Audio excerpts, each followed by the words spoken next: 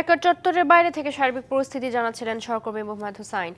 এদিকে দুর্বৃত্তদের নজিরবিহীন অরাজকতা রোধে পরিস্থিতি নিয়ন্ত্রণে আনতে আইন শৃঙ্খলা রক্ষাকারী বাহিনী আপ্রাণ চেষ্টা করছে। পরিস্থিতি ঘোলাটে করতে যারা সক্রিয় তাদের খুঁজে বের করা হবে। দেশবিরোধী চক্রের কোনো ষড়যন্ত্র বাস্তবায়ন হবে না। শান্তিপ্রিয় মানুষকে সাথে নিয়ে সকল অপশক্তির বিরুদ্ধে দৃঢ় অবস্থানে থাকবে পুলিশ।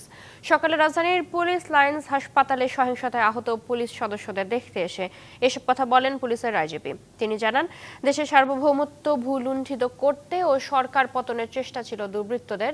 এখনো পর্যন্ত যত হতাহত হয়েছে তা খতিয়ে দেখা হবে ও বিচারের আওতায় আনা হবে।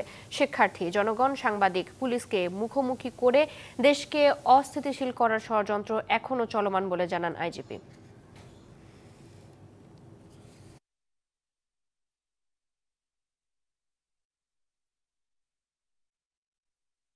নগদের কাছে সব গ্রাহকই প্রিয়, তাই তো সারা দেশে ক্যাশ আউট চার্জ সবচেয়ে কম।